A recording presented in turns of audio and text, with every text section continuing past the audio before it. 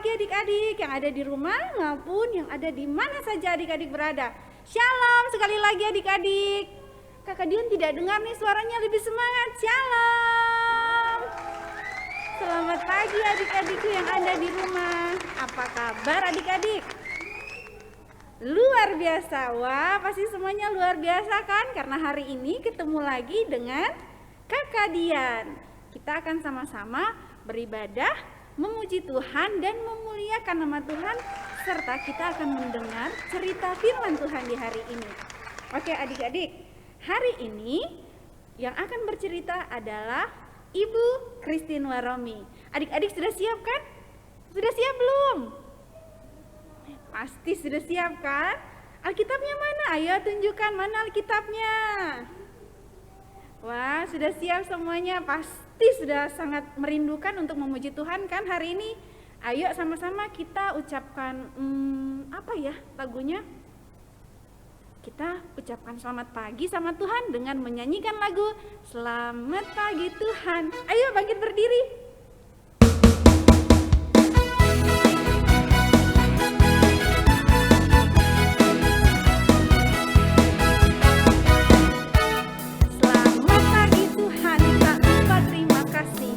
Tuhan sudah jaga saya tiap hari. Matahari bersinar, burung-burung berkicau, bertambah-tambah indahnya. Sekali lagi. Selamat pagi Tuhan, tak lupa terima kasih. Tuhan sudah jaga saya tiap hari.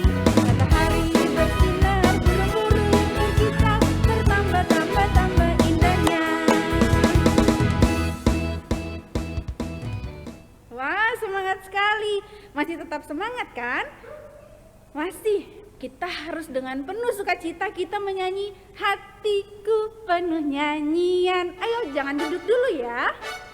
Yuk.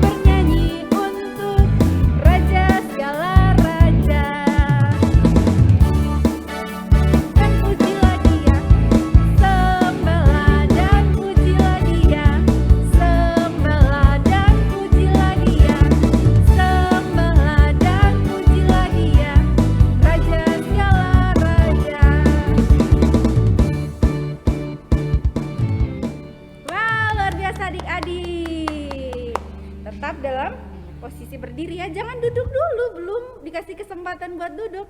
Tetap berdiri ya adik-adik. Kita akan menyanyikan satu lagu sebelum kita membuka ibadah kita ini dengan berdoa. Kita akan menyanyikan lagu Hormat Bagi Allah Bapa. Sambil berdiri, tangannya begini ya adik-adik. Hormat bagi anak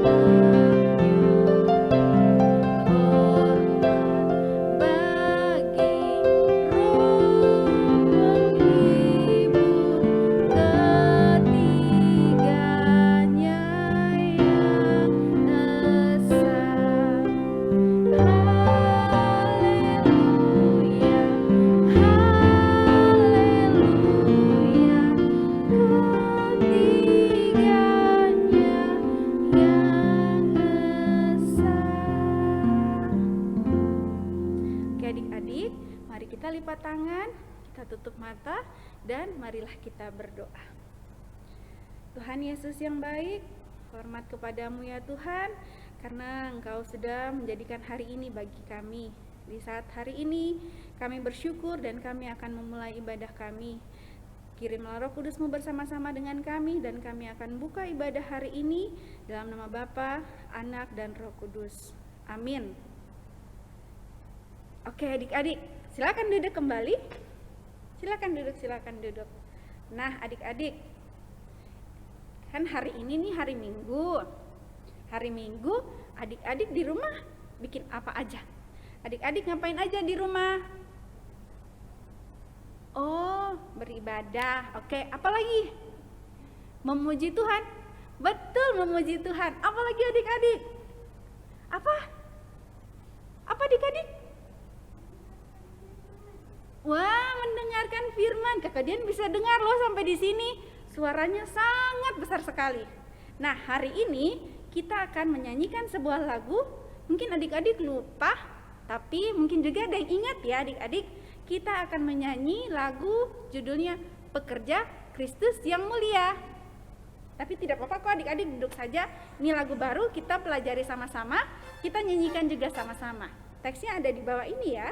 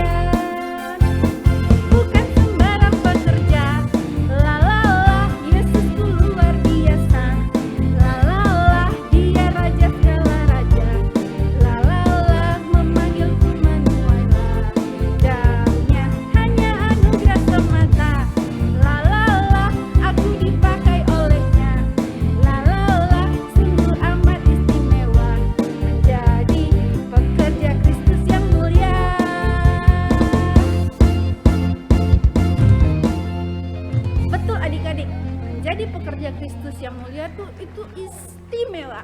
Kayak adik-adik kan di rumah mendengarkan firman, mengajari adik di rumah, terus adik-adik rajin dengar-dengaran orang tua. Itu sudah menjadi bagian loh dari anak-anak Kristus. Nah adik-adik, kita pun hari ini akan mendengarkan firman Tuhan yang akan dibawakan oleh Ibu Christine. Untuk firman Tuhan, kita akan menyanyikan lagu Firman-Mu Pelita Bagi Kakiku.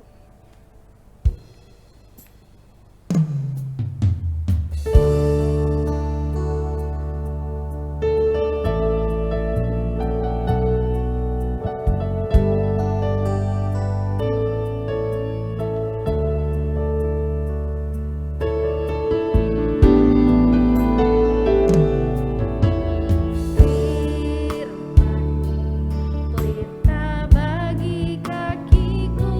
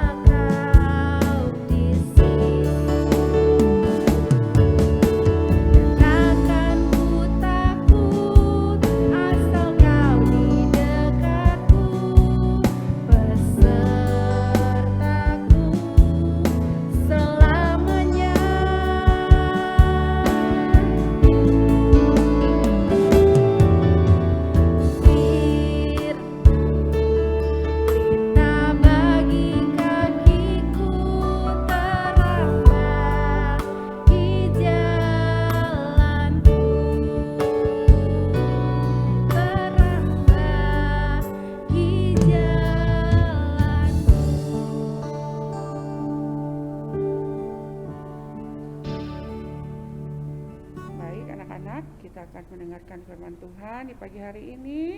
Tetapi sebelumnya kita berdoa dulu. Lipat tangan, tutup mata, kita berdoa. Bapa di surga, kembali lagi kami anak-anak sekolah minggu akan mendengarkan firman kebenaran-Mu. Tetapi sebelum kami membuka, membaca dan merenungkan firman kebenaran-Mu, kiranya Engkau mau datang, suci, kuduskan hati, telinga, mata kami, dan tempat di mana kami berada, agar firman-Mu tetap tersimpan dalam hati kami, bertumbuh sehingga kami dapat menjadi anak-anak yang terang. Terima kasih Tuhan Yesus, ampuni salah dan dosa kami telah siap untuk mendengarkan firman kebenaran-Mu. Haleluya, amin. Baik, yang punya Alkitab di rumah silakan membuka Alkitabnya. Pembacaan firman Tuhan kita di hari ini terdapat di dalam kitab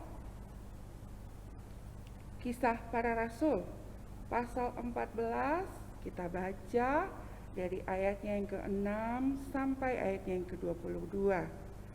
Nah, apa yang diceritakan dalam kitab Kisah Para Rasul? Mari kita simak sama-sama video berikut ini.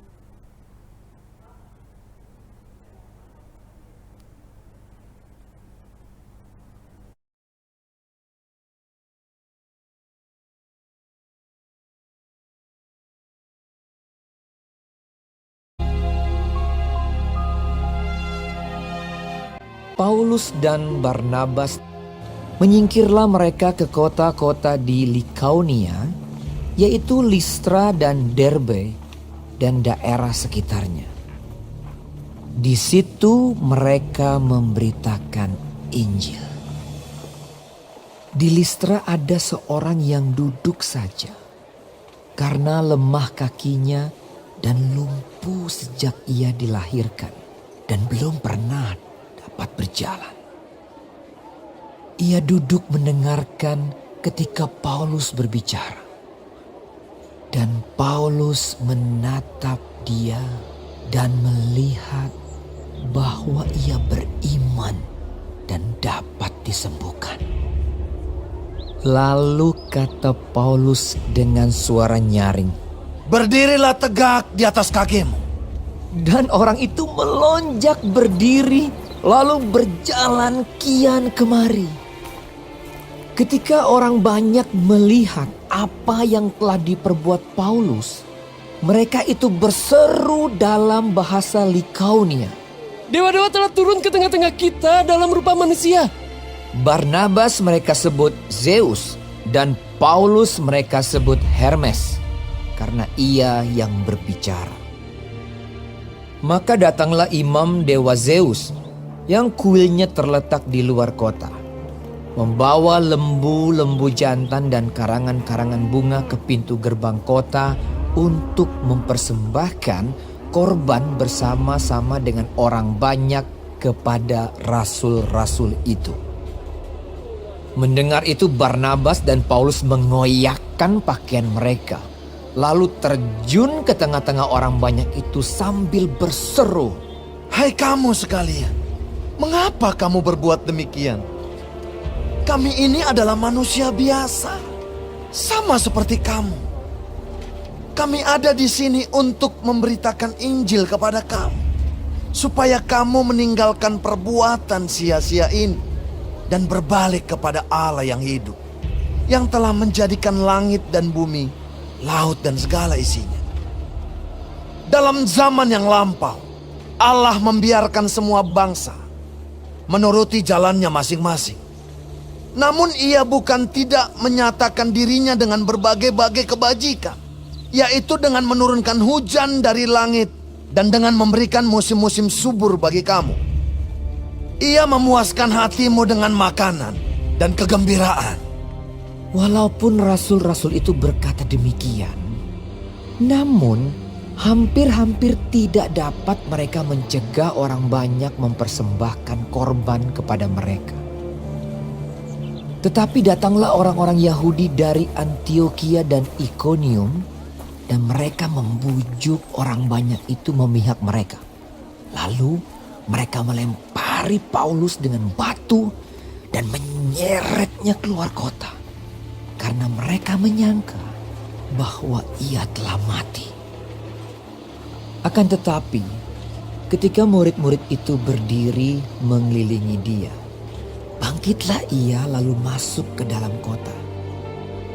Keesokan harinya, berangkatlah ia bersama-sama dengan Barnabas ke Derbe.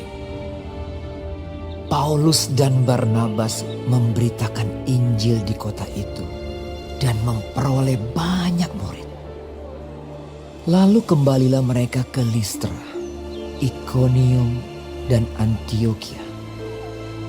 Di tempat itu mereka menguatkan hati murid-murid itu dan menasihati mereka supaya mereka bertekun di dalam iman dan mengatakan bahwa untuk masuk ke dalam kerajaan Allah kita harus mengalami banyak sengsara.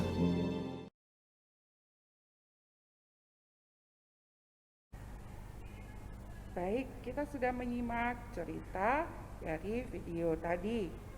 Nah, ceritanya tentang apa anak-anak? Ada yang tahu? Iya, ceritanya tentang Rasul Paulus dan Barnabas. Apa sih yang dilakukan Rasul Paulus dan Barnabas itu? Di mana mereka berada? Di Listra. Apa yang mereka lakukan? Yang mereka lakukan adalah menyembuhkan orang lumpuh. Iya, mereka memberitakan Injil. Nah, pada waktu mereka memberitakan Injil di Listra itu, ada seorang yang lumpuh. Nah, Rasul Paulus melihat bahwa orang itu beriman. Oleh karena itu, Rasul Paulus menyuruh orang lumpuh itu berdiri, maka orang lumpuh itu dapat berdiri dan berjalan. Nah, di situ Rasul Paulus memberitakan Injil, tetapi di tengah-tengah orang-orang yang belum percaya kepada Tuhan. Di dalam cerita ini terdapat ada dua kelompok orang yang percaya kepada Tuhan dan orang yang percaya kepada Tuhan. Nah, pada kelompok pertama ini mereka adalah orang-orang yang tidak percaya kepada Tuhan. Mereka masih menyembah dewa-dewa. Nah, pada saat Rasul Paulus menyembuhkan orang yang lumpuh dan dapat berjalan, maka mereka menganggap bahwa Rasul Paulus dan Barnabas itu adalah dewa-dewa yang mereka sembah. Nah, Rasul Paulus dan Barnabas disebut dewa apa? Rasul Paulus, Barnabas disebut Hermes dan Rasul Paulus disebut Zeus karena Rasul Paulus yang berbicara. Nah, apa yang dilakukan oleh orang-orang itu setelah melihat orang lumpuh itu dapat berjalan ke sana kemari? Mereka menyembah Rasul Paulus dan Barnabas. Mereka membawa korban persembahan, mereka membawa karangan-karangan bunga. Nah, kita lihat kalau kita melakukan sesuatu yang dapat membanggakan orang banyak, kita memenangkan suatu pertandingan, apalagi kita dapat melakukan suatu mujizat, menyembuhkan orang. Ada sih kadang-kadang orang yang sombong, merasa bangga bahwa, oh saya mampu ini, saya pintar, saya dapat menjadi juara, saya dapat menyembuhkan orang. Terkadang ada yang merasa hebat dan pintar dan bangga, lupa bahwa semua itu adalah pemberian Tuhan. Nah, apa yang terjadi dengan Rasul Paulus dan Barnabas? Mereka mengoyakkan pakaiannya dan bilang, jangan mereka lakukan itu karena mereka juga adalah manusia biasa sama seperti mereka. Mereka itu datang untuk memberitakan Injil supaya orang-orang yang tidak percaya kepada Tuhan berbalik kepada Tuhan. Bukankah Tuhan sudah memberikan kalian makanan, minuman, hujan, musim-musim yang membahagiakan mereka? Rasul Paulus dan Barnabas bilang begitu. Tetapi mereka memang bukan orang-orang yang percaya kepada Tuhan. Mereka terus memberikan karangan bunga dan persembahan. Nah, terus ada datang lagi kelompok orang yang tidak menyukai Barnabas dan Paulus dan Rasul Paulus dan Barnabas. Akhirnya orang-orang itu malah dihasut lagi untuk tidak menyukai Rasul Paulus dan Barnabas. Akhirnya Rasul Paulus diapakan? Dilempari pakai batu sampai dikira mungkin Rasul Paulus sudah mati ini. Akhirnya Rasul Paulus dibawa keluar dari kota dan Rasul Paulus dan Barnabas membawa mereka ke Derbe. Nah, di sana ketemulah dengan murid-murid Tuhan Yesus, orang-orang yang percaya kepada Tuhan. Maka Rasul Paulus dan Barnabas memberitakan Injil di sana. Banyak sekali pengikut-pengikut Tuhan Yesus di situ. Nah, sebelum meninggalkan kota itu, Rasul Paulus berpesan kepada murid-murid di situ bahwa mereka harus menguatkan iman, bahwa kalau masuk dalam kerajaan surga itu kita akan mengalami berbagai banyak cobaan.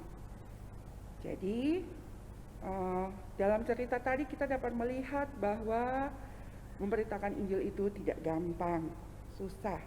Tetapi kita harus seperti Rasul Paulus dan Barnabas, tetap percaya pada pertolongan Tuhan akan menolong kita dimanapun kita berada. Bukankah Rasul Paulus sudah dilempari pakai batu, tapi Rasul Paulus tetap selamat. Tuhan menaruh ada orang-orang baik di sekeliling kita yang akan menolong kita. Kita hidup di dalam dunia ini juga bukan hanya para pelayan Tuhan yang akan mengalami berbagai cobaan, tetapi kita semua anak-anak di dunia ini. Kalau kita hidup di dunia ini, kita tetap akan mengalami cobaan. Oleh karena itu, Rasul Paulus bilang kita harus menguatkan iman kita. Dengan cara apa kita menguatkan iman kita? Kita rajin baca Alkitab, rajin berdoa kepada Tuhan.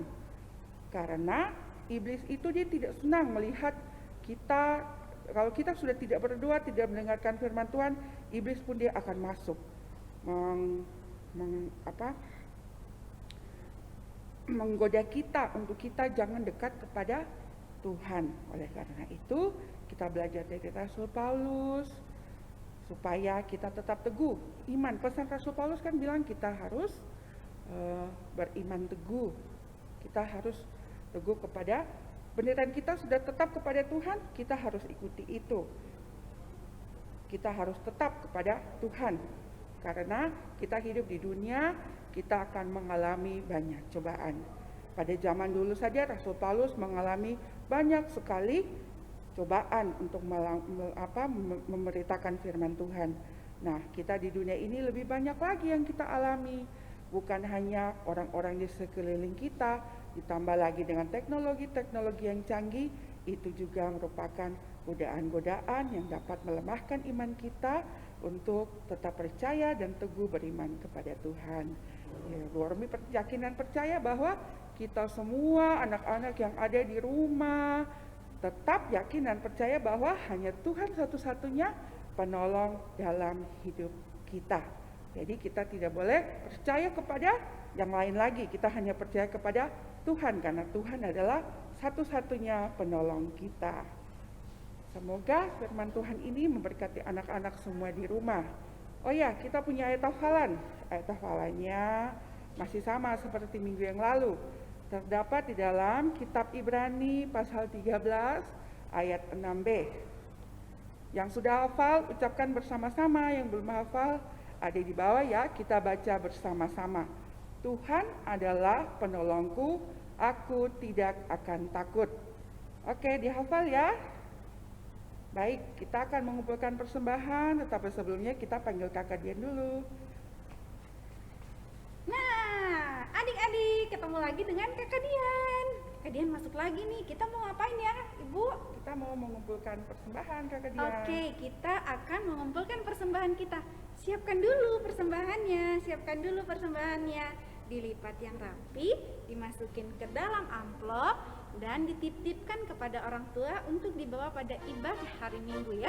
Adik-adik, jangan lupa ya. Tapi kita akan nyanyikan sama-sama satu buah lagu yang judulnya Berilah yang Baik.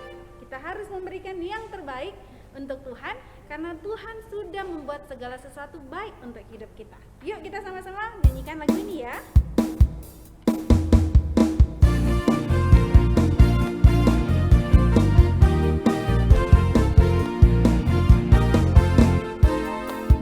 Berilah yang baik, berilah yang baik.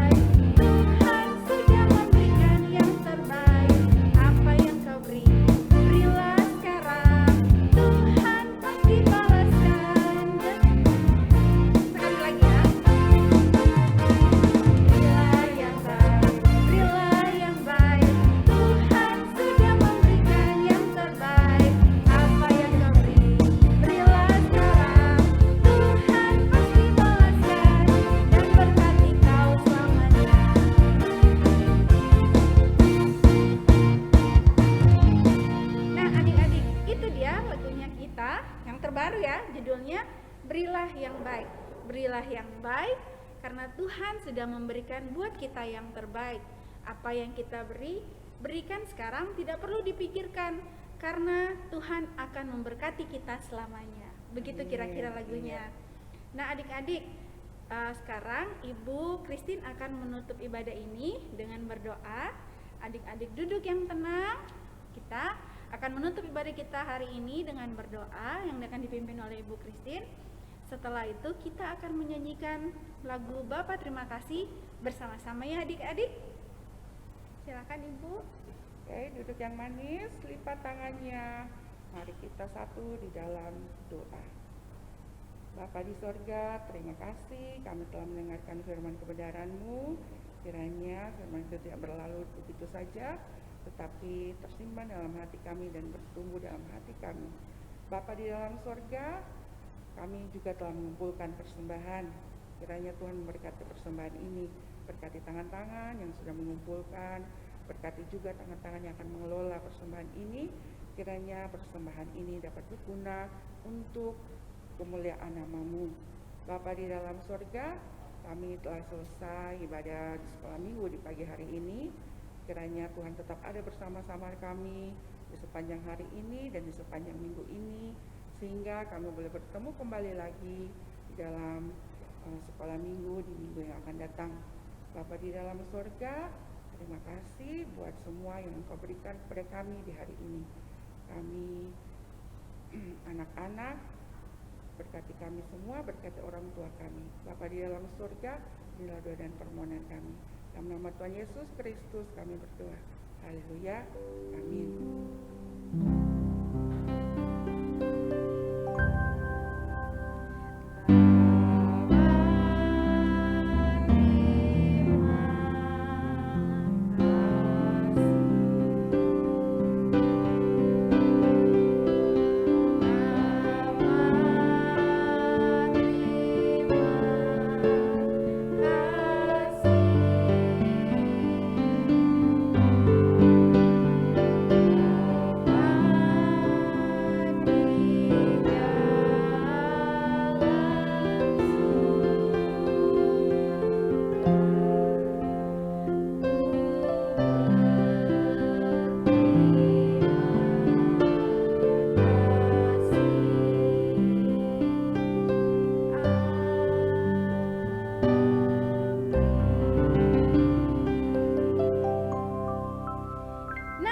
Ibadah kita telah selesai.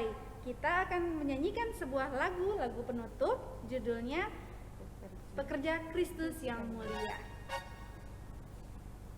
Seperti Paulus dan Barnabas ya.